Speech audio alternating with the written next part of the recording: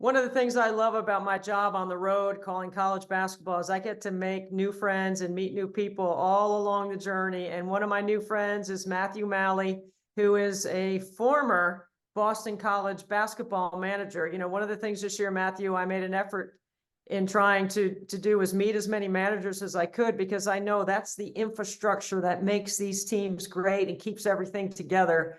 And you and I had a conversation when we were at Duke. BC was playing at Duke, and I had that game. So tell everybody a little bit about your story, a little bit about your background, and why you and I became fast friends immediately. Yeah, so when we met, we were at Duke. We had like a shoot around the night before the game. You were there to do some interviews with some of our players, and our guy who handles all of our media had mentioned that they had just shot up, or we had just shot a piece on me with CBS Boston on some of my story, and then you mentioned, oh, we send it along when it's done. We kind of started to talk about it a little bit, so I can give a little bit of a background on what the story talked about. So when I was born, all was well for about 6, 7 months. My parents started to suspect there was something a little bit off physically. I was kind of favoring my left side to my right side, and the doctors kind of assured them nothing was wrong. Just continue on about your business. And then another month or so went by. My mom in particular was kind of like something seems not right here, and so they took a brain MRI, and it revealed that they thought that, and it confirmed that I had had a stroke when I was born. And so that was the very beginning of the story. And then kind of the story um kind of is about my life since then. So I've gotten involved with a lot of different sports. Basketball kind of became my favorite as I got older. I was a high school manager for 4 years, and now I've been a manager for 4 years here at BC. Well, one of the things that we do on this live stream is share the inspiring stories of those that have overcome some challenges and some obstacles. So it's not about Special Olympics always, it's about Special Olympics most of the time. Obviously, you're not a Special Olympic athlete, but you have been able to overcome some challenges, and you have used sport as a vehicle to do so, Matthew. Why was that so important to you when you were younger? From the very beginning, it was just something that our family was always very passionate about.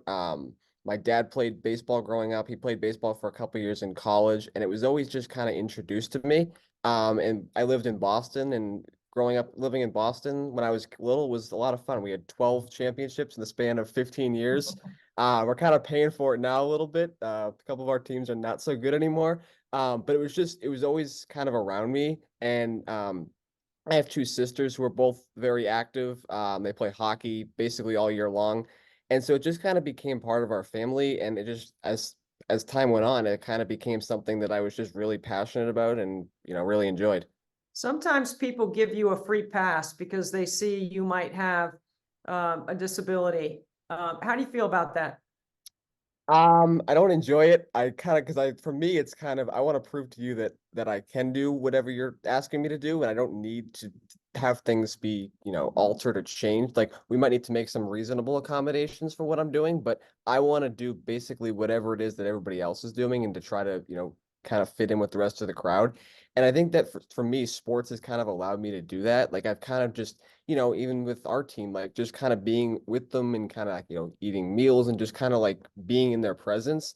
It just for me has kind of been it kind of everything kind of goes away and it just kind of becomes like a normal, atmosphere and, life environment. Earl Grant, the head coach at Boston College, is a friend of 24 Hours Nothing But Net. This is year 6. And in year 1, he was the College of Charleston coach. And he came to the gym and helped us raise some money, helped us raise some awareness, helped us with some equipment around the event while we were trying to build out an infrastructure around it. I mean, Earl was intimately involved in all detail of 24 Hour Nothing But Net. You mentioned being around the guys, being a part of a team. What kind of experience do you think that you would share about your entire Boston College experience? And how would you frame what Coach Grant was able to do in allowing you to be a part of the team? Yeah, Coach Grant from day one has been the absolute best. I've absolutely enjoyed working for him. I remember he became the head coach when I was a sophomore, and I remember I met with him. So I did it my first year, and then that was the COVID year, and it was kind of a strange year. And I remember meeting him for the first time, and I wasn't sure if like he was gonna bring in a whole new crew of managers. I wasn't really sure what things were gonna look like. And the minute he sat down, he said, you know, I want you to come back and I want you to be a part of this program. And that meant a lot to me because he very easily could have just said, you know what, I want to kind of do my own thing. I'm bringing in my own staff. I kind of want to do my own thing as far as managers. You know, could have let me go or had me, you know, kind of had to reapply. But he, from the very outset, was somebody that was kind of one of my biggest advocates and allowed me to, you know, continue the job that I'm doing and allowed me to, over the past 3 years, go on basically all of the road trips, which has been a lot of fun. You kind of get to see a lot of the behind the scenes, that type of stuff. And that's been just a lot of fun. College basketball in the ACC is king, right? I mean, we know it, we love it. It is a challenge. And when you're playing in environments like at Cameron, where we met, or you're playing in Chapel Hill, or you're playing in Raleigh, just to name a few, I mean, those are tough places to go in. At Clemson, those environments are really tough. What have you enjoyed the most about your experience as a basketball manager at BC? I think that what you just said is one of the absolute best things. Like I feel like when we go to environments like that, like you're kind of taken aback for a minute and you're kind of like looking around like this is a place that has so much history. Like you're at Duke, for example, like there is so much history there. You know, obviously it's one of the best programs in the country. It's a blue blood, and you're kind of taken aback for a minute. And you're kind of like, wow, this is like really cool. And I remember the first time I went to Cameron, it was we were there very early, and it was probably like 75 minutes before the game, and all the students are already there, but it's empty enough that you could kind of hear everything that they were saying.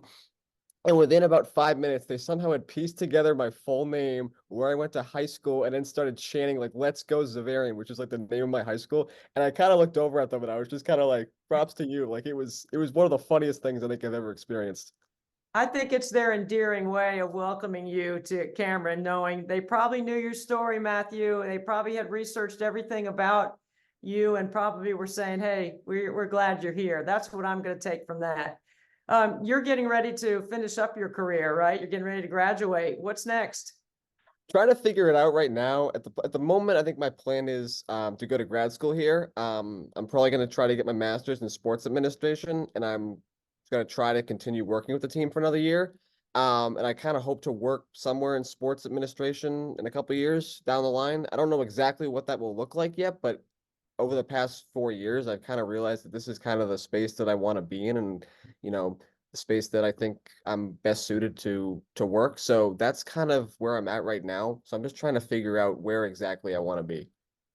All season, I have tried to highlight managers across using my platform in all the gyms and arenas I've been in because I think the managers are such a vital part to having incredible success. If anybody was out there looking to hire, I've had a lot of coaches that have said to me, if I was going to make a hire, I'd look at the managers first because it is a selfless sacrifice of time.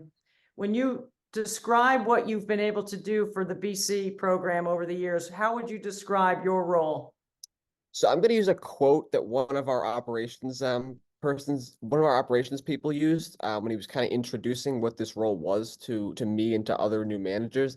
And the quote was, "Nobody knows what my job is until I don't do it." So, you know, you might be kind of going along and nobody really knows what you're doing and you're just kind of in the background, you're kind of in the limelight. But the minute that something's not exactly the way that it needs to be, people are going to know. And so it really calls us to be very attentive to what we're doing and be very, attention to detail because in the end of the day, everything has to look exactly right. And the idea is that if nobody says anything, everything went smoothly. So we have to be very, attentive to that. Matthew, where would you say your positive attitude and mindset comes from? Because some people might look at your disability and say, man, that guy's got it tough. He's got a lot of challenges, but you've never acted like that. And you certainly don't speak like that. What would you say to somebody that was wondering what they could do to help others that are facing some challenges or some adversity through sport? I think it comes from just all the people that have been around me. Like I've been fortunate enough to have so many people around me my whole life that have kind of helped me with whatever it is that I need to do. Like the path was always, but necessarily have always been clear. But I've been able to just have other people around me that have really picked me up and helped me with whatever I need to do. I'd say my parents are the number one supporters in that. Like from day one, it was kind of, hey, you want to do this? Let's figure out a way to do it together and, figure out there will be challenges, but let's figure out how to do this because it's worthwhile and it's something that, you want to do and that we want to do. And if somebody was watching and listening and trying to figure out, I would like to make a donation to Special Olympics. I would like to get involved. Maybe they could give 1 penny for every free throw I make, which is 2,400 free throws, which is $24. How would you get them to help us raise some money? I think that your donation goes a long way. I think that the impact that you have on the lives of people that are, in Special Olympics and, have challenges, is immense. I think that any donation that you have directly supports their mission and allows them to live their life the way that they want to, and allows them to feel heard and seen, and just allows them to kind of experience life the way that everybody else does, and allows them to have experiences that they might not otherwise have, and as a result are fortunate enough to have because of the opportunities that Special Olympics provides. Well, Matthew, you got a big fan in us at 24 Hours Nothing But Net. And personally, I'm so grateful to have crossed paths with you. I sat next to you while you were operating the scoreboard in practice, and we Right. had a great conversation. And like I said at the beginning, fast friends. We're pulling for you. We're grateful for your time. And I can't wait to see what's next for you. Thank you very much.